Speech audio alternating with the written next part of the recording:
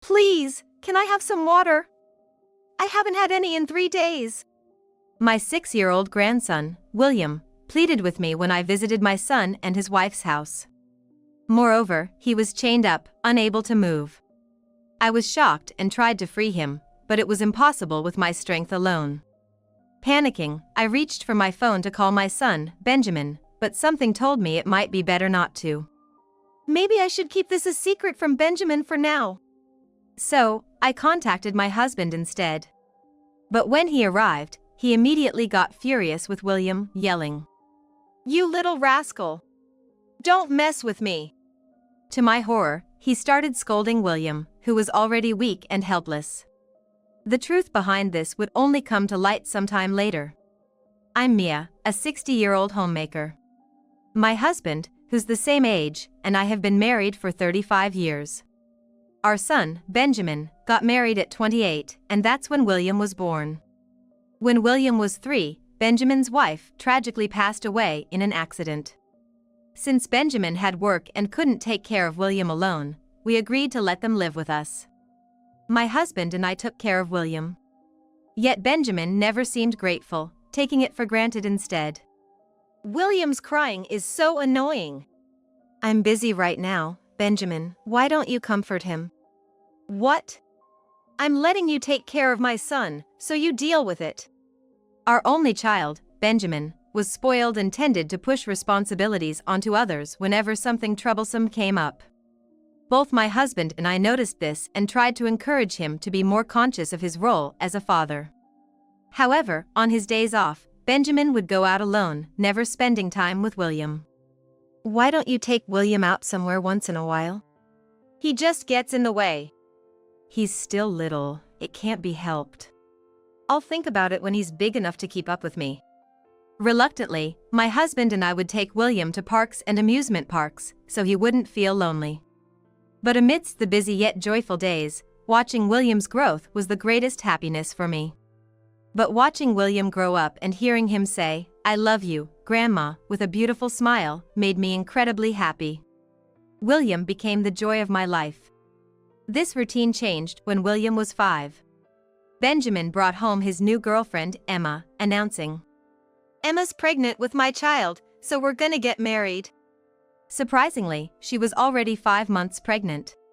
She had kept it a secret until she was safely past the early stages of pregnancy, especially since she had suffered a miscarriage before. Am I gonna be a big brother? Yeah, that's right. Are you happy? Yeah. Yay! Awesome!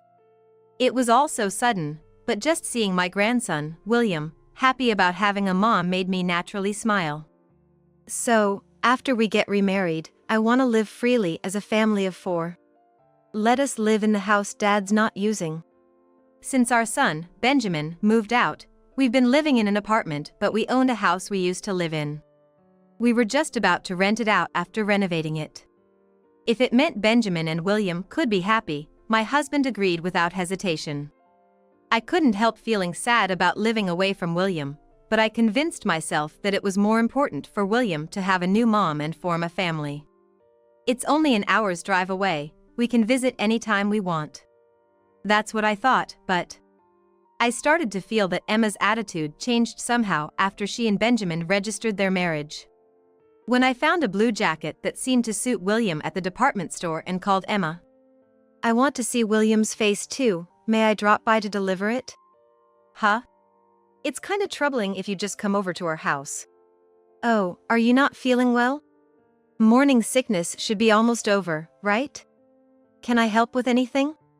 You're being persistent. Seriously, it's annoying. What? I was so shocked I thought I heard wrong when the call was abruptly ended. I kept worrying about William and tried to contact them a few times, but each time I was given some excuse and refused a visit to their house. Moreover, Emma's attitude became increasingly irritable. I wonder if Emma dislikes me. No daughter-in-law likes their mother-in-law. I consulted my husband one day, but he responded quite bluntly. I might not see William again. I was overwhelmed by loneliness, but I thought maybe Emma was just nervous about her first childbirth. So, I refrained from contacting them for a while. About 2 months later, we were informed that Emma had given birth to a girl. However, due to the hospital's policy for preventing colds and such, we couldn't visit. Then, please let us see the baby once you're discharged. And I waited for that day, but weeks passed without any contact. So, I called my son, Benjamin. I haven't seen William in so long, and I want to see the newborn baby. I'm at work right now, man. I'm busy, so please don't call me. Thus, Benjamin hardly listened to what I had to say. Feeling frustrated, I decided to think that Emma was still unsettled right after giving birth. But 3 months after Emma gave birth, I still hadn't met my grandchildren. Worried, I decided to visit their house. Taking care of William and the newborn must be hard, so I prepared some side dishes. Just in case, I sent an email before going, but got no reply. I got no reply, but I wonder if it's okay to go. If they refuse, I guess I can just leave the dishes at the doorstep and go back. I really want to see William and the newborn. I just couldn't suppress that feeling. Hesitantly, when I rang the doorbell, Emma came to the door. Emma, congratulations on your childbirth. I just really wanted to see my grandkids. Huh? She glared at me with an unmistakably annoyed expression. I also brought some dishes, knowing how hard it can be to do chores with kids around. Just as I tried to hand her the bag, she deliberately dropped it. The food in the containers scattered all over the ground. This is really troublesome for me, you know. She then stepped on the scattered dishes even more. That's just too much. When I tried to stop her, she sneered, "This is what happens when you do things like this." But that's no reason to waste food. That's such a waste. Oh dear. Now the entrance is dirty because of you. Please clean it up. And in front of my stunned self, she slammed the door shut. I can't remember doing anything to be hated this much. In the end, I couldn't just leave it there. With a heavy heart, I picked up the trampled dishes and went home. That night, my son called. Please, don't interfere with us at all from now on. Why would you say that? You're bothering us by showing up uninvited. And you even said something mean to Emma. Shocked, I explained that it was a misunderstanding and told him about what happened today. There's no need to step on the dishes, no matter what. You probably dropped them yourself. Don't blame others. That's not true. No matter how much I explained, my son wouldn't believe me. Realizing it was futile, I pleaded to at least be allowed to see William. William says he doesn't want to see you. That can't be true. Why? Because he's got a mom now, obviously. I was so shocked I couldn't reply, and the call ended with nothing but the dial tone echoing emptily.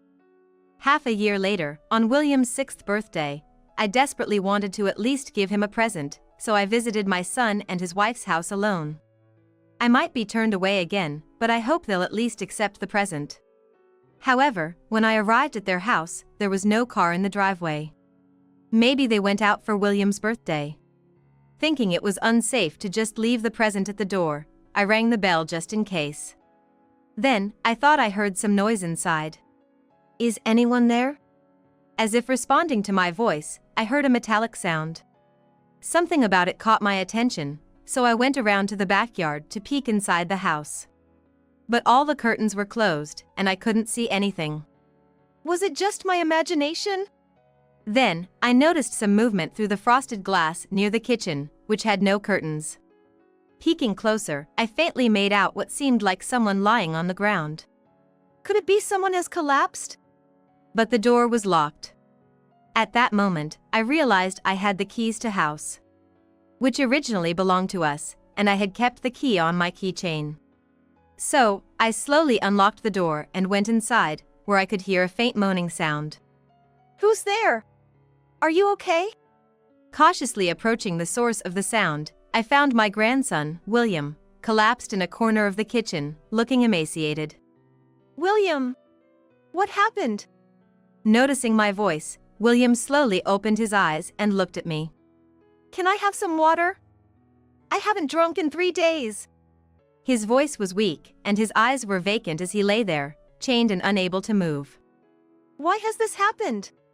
I tried to unlock the chain, but it was locked with a padlock, and I couldn't do anything. Reluctantly, I filled a cup with water and gave it to William to drink. Where are your dad and mom? They're not here. Thinking of calling my son, but feeling something was terribly wrong from William's gaunt appearance, I felt it was better to keep silent for now. So, I called my husband instead. Honey, something terrible has happened to William. Come quick. My husband, who was dining nearby with a friend, arrived at my son and his wife's house in about 20 minutes. William, Grandpa's here now. Everything's gonna be all right. Just when I thought everything would be fine and I felt relieved, my husband, with a fierce look, confronted our grandson. You little punk! Don't mess around. To my astonishment, my husband started scolding William, who was already weak and listless. What are you saying? I asked my husband to unlock the chain, but he only touched it briefly and then, for some reason, stopped immediately. Why? Don't give up, do something. I was irritated and scolded him for his inexplicable behavior, but he just left silently. Grandpa hates me too. That's not true at all. He was probably just shocked. William, you are our treasure. But Dad and Mom said they don't need me. Tears welled up in his beautiful eyes, and he looked so forlorn. I stroked his cheek and wrapped him in my coat because he was lying on the cold floor, shivering with fever. I can't leave him like this. While I was calling for an ambulance on my cell phone, my husband returned with a man I didn't recognize. The man had a large pair of pliers in his hand, which he used to cut and remove the chain from my grandson. Sorry about earlier. That wasn't meant for William. My husband explained, his words actually directed at my son and his wife.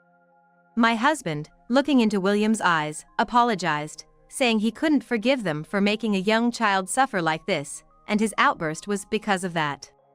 William nodded in understanding. Soon after, the ambulance arrived, and William was taken to the hospital. At the hospital, William was diagnosed with malnutrition. He seemed to have caught a cold due to the cold, and many tubes were connected to his frail body on the hospital bed. The sight was so pitiful that it brought me to tears. Thanks to IV therapy, William slowly started to regain his strength, and from what we heard, it was indeed my son and his wife's doing. Apparently, they had chained him up before leaving 3 days ago to ensure he couldn't follow them and hadn't returned home since. I guess it's better if I'm not around. William told us everything through his tears. That's not true. For Grandma and Grandpa, William is very important. Nodding along, my husband and I gently stroked his hair and held his small hand tightly. I'll never forgive them for putting young William through this. Then, the man who helped my husband save William came to visit the hospital room.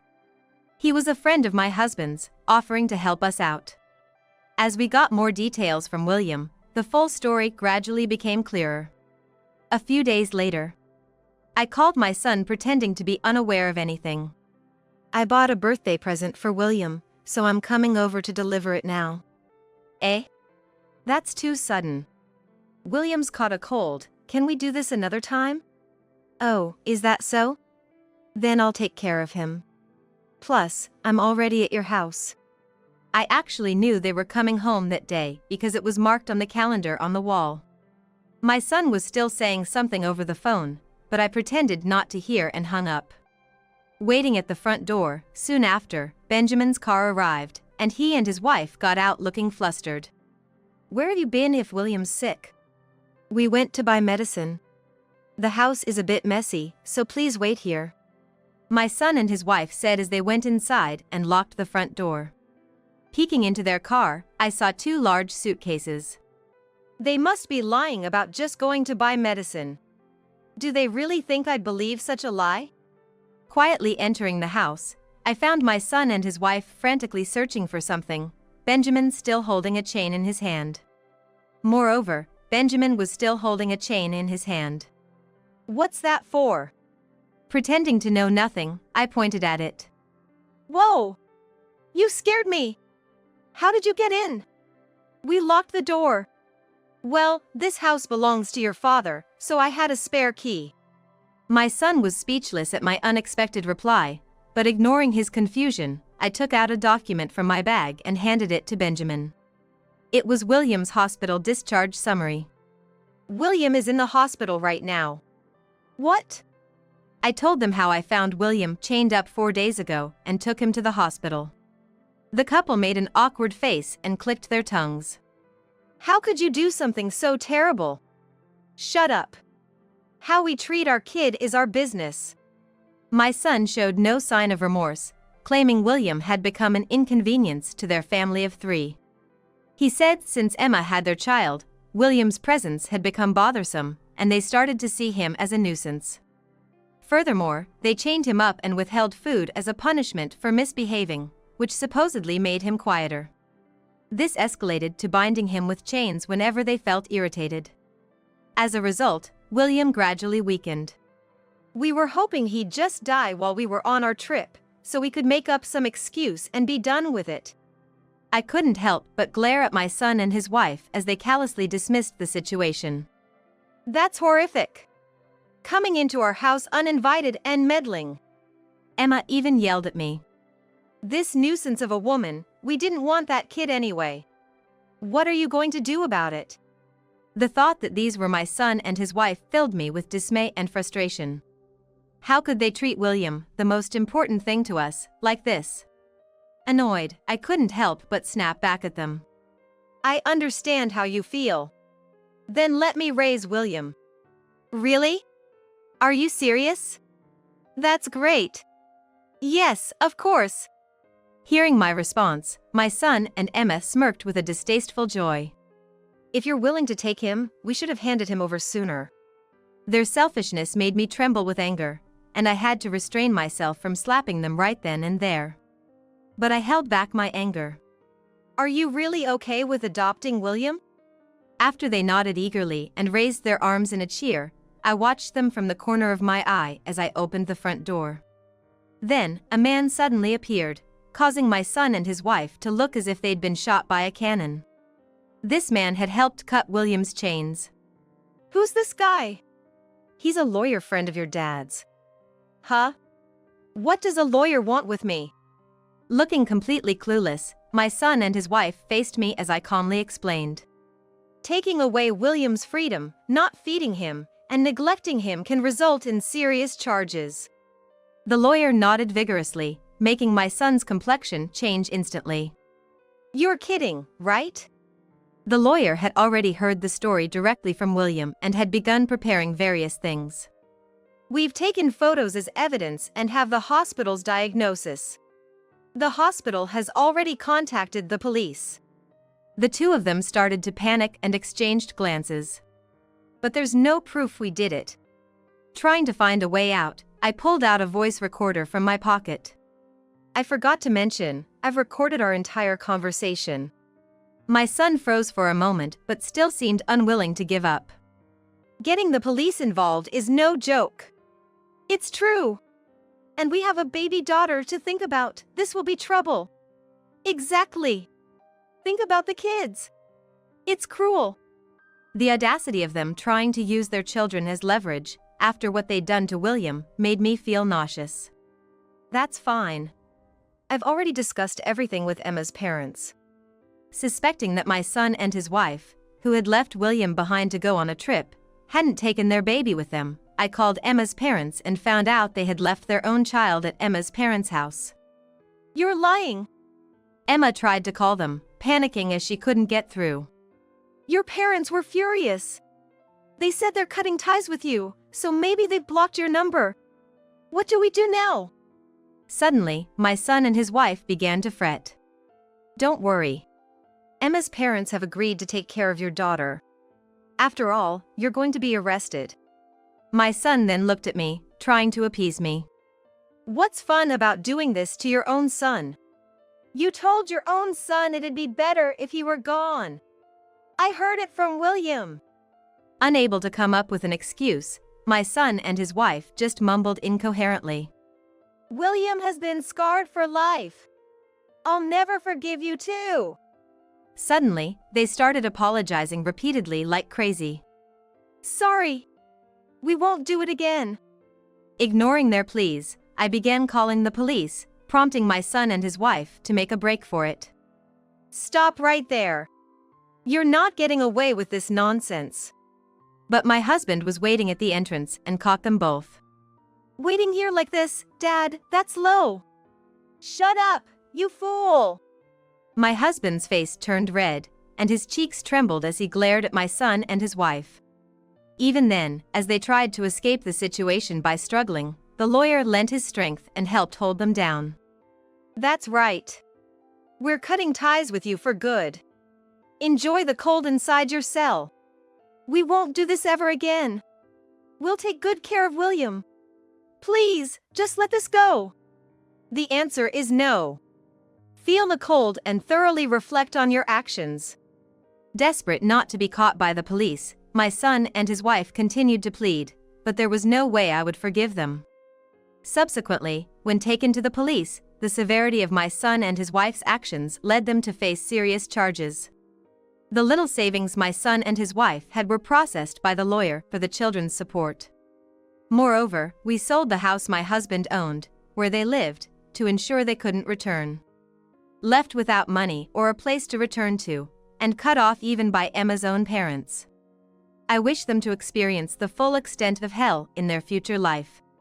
Fortunately, children have incredible resilience.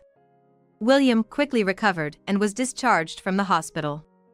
We officially welcomed him as our child, determined to shower him with love and care alongside my husband. Now, I think I'll make William's favorite fried chicken today. He's sure to be delighted.